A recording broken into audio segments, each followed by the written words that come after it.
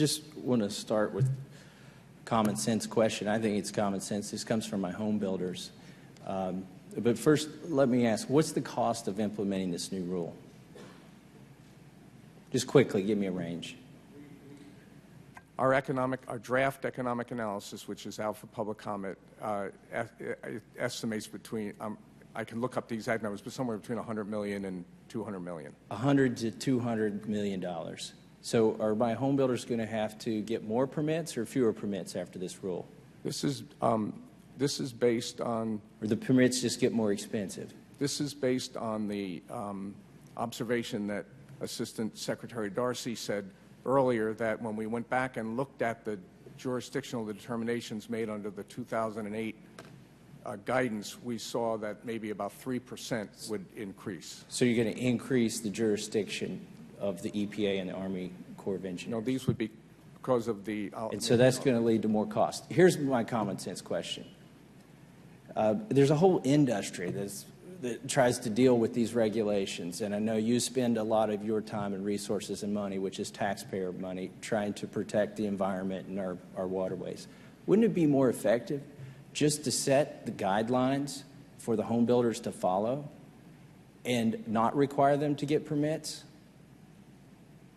Wouldn't that be more cost effective to go back to the fundamental principle in this country that you're innocent until proven guilty?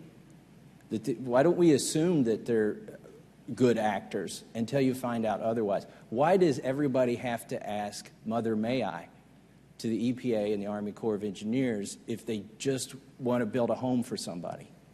Well, I would say that well, first of all, we don't expect the jurisdiction to... I'm done with that question. Okay.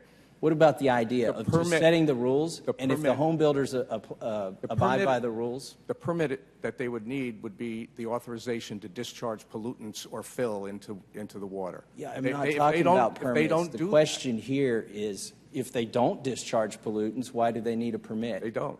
Okay. So why are my home builders waiting for permits? Because they want to fill in, I'm guessing, because they want to fill in... But their fill is not going to cause pollution. Otherwise, you wouldn't give them a permit. No, the Clean Water Act defines fill as a okay, but why, if that fill is not harmful, and you set up the guidelines and they abide by those guidelines, why do they need a permit? What I'm testing here is the whole assumption that I think has been promulgated here is that these guys are bad actors and you need to rein them in and they've got to get your permission before they can do anything.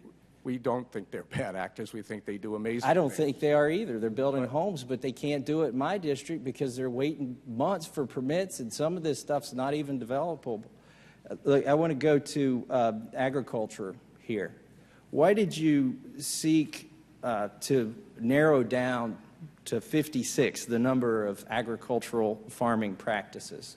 Why can't we just assume the farmer knows how to farm?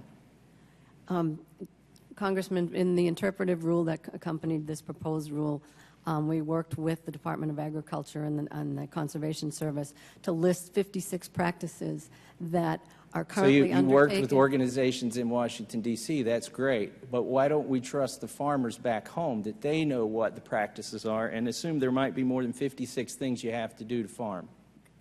Congressman, those 56 things are ongoing conservation practices that we are saying are exempt from the Clean Water Act that we have not said before. So these are additional new things that have come into being since the passage of the Clean Water Act. Can you tell me what's not exempt now? What's not exempt? Yeah. What might a farmer do that is not exempt? I could not tell you right now what is not exempt because most of the agricultural practices are exempt. Here's one thing that I'm worried about. You know, I'm a farmer. I farm. I've got ditches. They've all got I could find a bed, a high water mark, a bank on these ditches. How's that compatible with excluding ditches and then saying if it has these features that it's under your jurisdiction? We have specific exemptions in the proposed rule for ditches. Do those exemptions extend to somebody who's spraying their fields and they've got a grassy ditch, for instance, that may flow only occasionally and they're using approved ag chemicals? That is exempt from the Clean Water Act because it's an ongoing agricultural practice.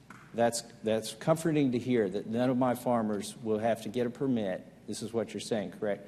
To spray their fields from either the Corps of Engineers or the EPA. That's correct. All right, thank you. My time's expired.